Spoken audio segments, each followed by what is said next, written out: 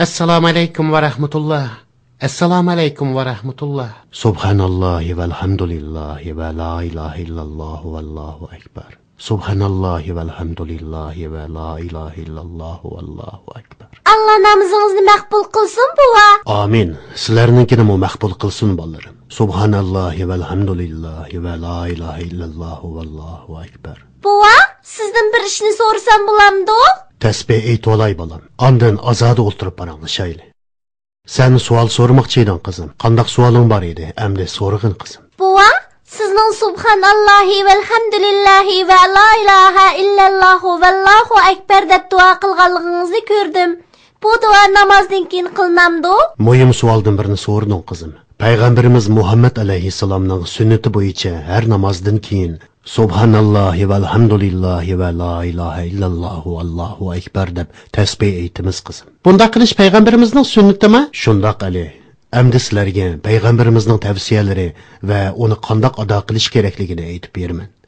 Rivoyat qilinishicha, muhojirlarning ichidagi kambag'allar payg'ambarimizning yeniga kelib, ba'zi savollarni so'ragan. Payg'ambarimiz ularga javoban mundoq degan: "Sizlarga bir duo o'gitay. Sizlardan ilgari islomiyatga kirganlar qilgandek diniy vazifalarni ado qilinglar. Hatto ulardan eshib ketinglar. Ularning mo sizlarda qilganligini ko'rsizlar. Ular ey Allohning elchisi bo'ladi degandan keyin payg'ambarimiz ularga har namozdan keyin subhanalloh, alhamdulillah va Allohu akbarni 33 qatim o'qinglar degan. Undaqda har namozdan keyin bu duolarni o'qishimiz kerak ekanda? Shundoq. Bu orqali Allohning roziligiga erishimiz va payg'ambarimizning sunnatini ado qilgan bo'lamiz. Bular men uchun bir yangilik. Bularni ilgari bilmaydim. Biz bilmaydigan narsalar bek ko'pkan. Hammamizning bildiganlarimiz o'xshash emas. Ammo inson izlanib o'rgangan sari bildiganlarning dengizdan bir tomchi ekanligini texmi yaxshi his qiladi bolarim. Bova, bizga yangi narsalarni o'rgatib, bizni ilmsizlikning qorong'uligidan qutqazsangiz qanday? Masalan, payg'ambarimizning hayot hikoyasi. Sallallohu alayhi va sallam. Sallallohu alayhi va sallam. Undaqda hikoyani bismillah deb boshlayli buva. Bismillahirrohmanirrohim. O'tgan qatim sizlarga Bakir qabilasining tinchlik kelishimini qandoq buzganligini so'zlab bergan edim. Xuzoa qabilasidagilar payg'ambarimiz bilan ko'rishga kelib, yordam talab qilgan edi. Shundoq qilib, ba'zi yangi voqealarning o'tirg'i chiqish xavfi ko'rildi. Bu ahvolda ba'zi yangi tadbirlarni olmay bo'lmaydi. Bu xabar Makkaga yetib borgandan keyin cho'nglar darhol Abu Sufyonni Madinaga avatdi.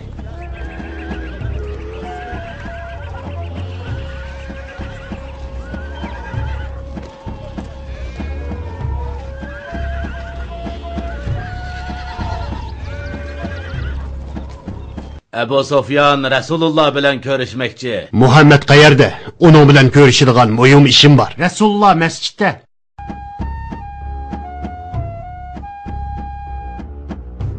Ey Muhammad, sening tarafdorlaring Hudaybiya tinchlik kelishimini buzmadi. Men arablarning bu kelishimni buzganligini sana aytqili keldim. Ey Muhammad, menga qara. Nemishqa boshqa tarafga qarab turib olsan?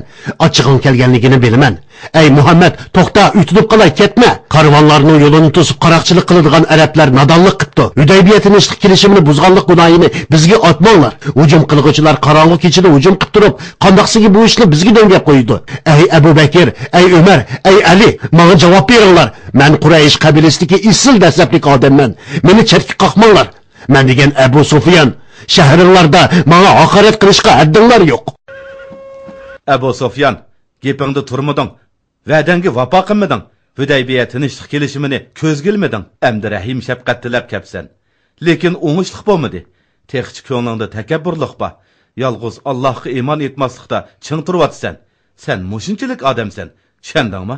Ey Xolid, sening buncha tez o'zgarib ketganligingni o'ylamabdi ekanman. Shundoq o'zgardim. Kofirlikdan qutulib musulmon bo'ldim. Bu dinga nima deyishimni bilmayman.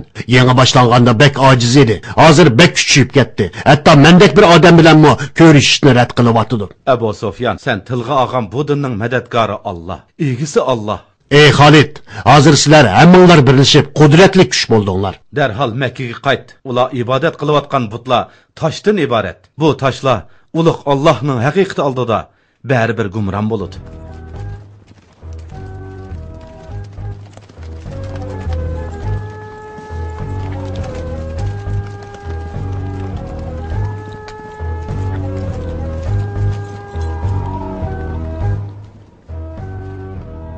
Hey kattavaş, Madindan nima ilib kelding? Ular bilan sullik qila olmadim. Bu urush deganlikdir. Bilmayman. Men endi hech narsa bilmayman. Nima deyapsan? Sana hech qanday gap qilmadimi? Yo'q, u meni rad qildi. Faqat sahobalari bilan ko'rishdim. Muhammadga bundoq itoat qilgan odamlarni umrimda ko'rmagan edim. Sahobalar bilan munosabati bak yaxshi ekan, lekin menga yuz xotiri qilmadi. Hoşyar bo'lib diqqat turaylik desak, Abu Sufyan bizga urush xabari epkamidi. Xotirjam rohat o'ltiraylik desak, tinchlik xabari epmi kelmadi. Men bak yerib charchab ketdim. Endi uyimga qaytib orom olay. Abu Sufyan bek kesh qoldi. Bizning beshimizga bir falokat keldiganligini aytibdi. Xayrli kesh xotin. Xo'sh kelibsizlar dadasi. Millatimizning kattasi. Qanday xabar elib keldinglar? Ularga qarish turishning hech qanday foydasi yo'q. Sog' salomat qaytib kelibsizlar. Didor g'animat. Muhammad bilan urush qila olamiz. Uyimizni istikam qilib, yo'llarga to'zaq qurib urush qilamiz. Ay endi bundaqda o'zimiz avar qilamiz. Hozir ularning 10 mingdan ortiq mergan javandozlari bor ekan. U to'g'ri yurak qo'rqinchoq. O'lishga rozimanki, Muhammadning Makka kirishga rozi emasman. Anglayotamsa, o'lsakmi uni Makka kirgizmaymiz. Ay endi quruq gapni oz qil. Tahdid silishning vaqti allaqachon o'tdi. Sening deganlaring amaliyotga uyg'un emas. Sen degan o'tib ketgan qo'rqinchoq to'g'ri yurak odam ekansan. Dodam, akam, tog'amning o'lishi sening mushundaq taslim bo'lishing uchunmi dey? Ay ahmoq, ular bilan urush qilsak bo'lmaydi. Kuchimiz yetmaydi. Ular uchun Makka shundoq qimmatlik. Ularning Makkani bizdan tortib olg'usi bor. Tushundingmi?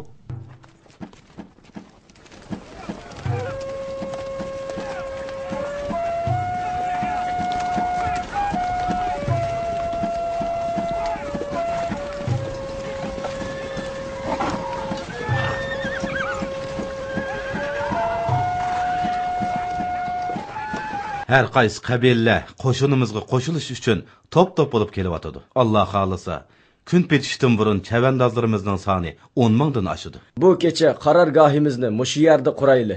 Makka, ey Makka, seni bek sig'indim.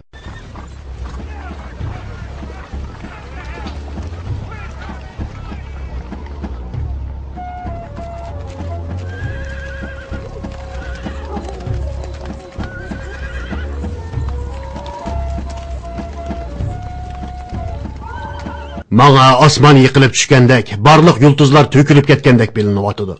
Bu kechiga o'xshaydigan bir kech ko'rib boqmadim. Texi to'nogin kechida bundoq ko'p qo'shin, buncha ko'p gulxon yo'q edi. Ey Abu Sufyan, seningcha ular askar olmay kelganmidi? Shundoq bo'lishini orzu qilaman xotin. Ularni uyining oldiga kelib qon to'kidi deb o'ylamayman. Ularni Makkadan qo'g'lab chiqargan edi. Shundaqdimi Makka ularning qalbida cho'nqur o'rin olgan. Ey Abu Sufyan, hozir nima o'ylayapsan? Ular bilan sullik qilishni o'ylayapman. Meni Muhammadning yoniga elib borgin. Makkani bizga topshirib berish uchun keldingmi? Xolid, meni Muhammadning yoniga boshlab borgin deyapman.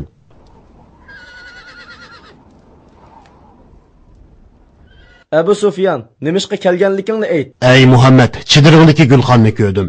Atrofida nurg'un odamlar bor ekan. Qanchalik kuchli bir qo'shin bilan kelganligingni o'z ko'zim bilan ko'rdim.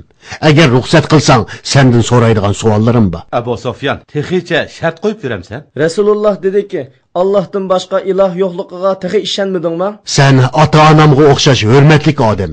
Allohdan boshqa bir iloh bo'lgan bo'lsa, meni intayin boy qildi deb o'ylagan edim. Afsus, xato o'ylabdiman. Muhammadning Allohning elchisi ekanligiga tehicha ishonmadingmi? Ey Muhammad, sen ota-onamga o'xshash hurmatli odamsan. Ko'nglimda bir gumon bor edi. Beshingga birni salsam, gumoning qolmaydi. Islomda majburlash yo'q. Allah xoligan kishiga to'g'ri yo'lni ko'rsatadi. Men hech kimning majburlashi bo'lmagan holda o'z ixtiyorim bilan shundoq deymanki, ashhadu an la ilaha illalloh va ashhadu anna Muhammadan rasululloh.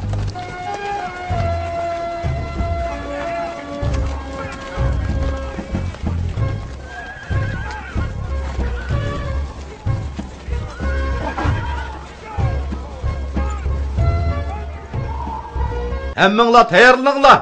Allohning barkati bilan ketyapmiz. Olg'a! Allohu akbar. Shundoq qilib musulmonlar Makkaga qarab yo'lga chiqdi. Ular Makkani, u yerdagi urug' tuqqanlarni bakli seg'ingan edi. Makkaga qaytib o'tdi. Ularning qalbidagi iymon, seg'inish o'tini jahil mushriklar tushuna olmaydi. Bova, Rasululloh alayhissalom Makkaga berib nima ishlarni qildi? Allah xolisa davomini keyingi qitim so'zlab beraman bolalarim. Musulmonlar qo'shini Makkaga kirayli deb qoldi. Makkada bo'lgan ishlarni bilishga bekli qiziqyaptiman. Oldirang'ulik qilmag'in bolam. Bu voqealarni keyingi qitim sizlarga to'liq so'zlab beraman. Xotirjam bo'l bolam. Jinim Jinim bova Allohga omonat. Xayr xo'sh, Allohga omonat.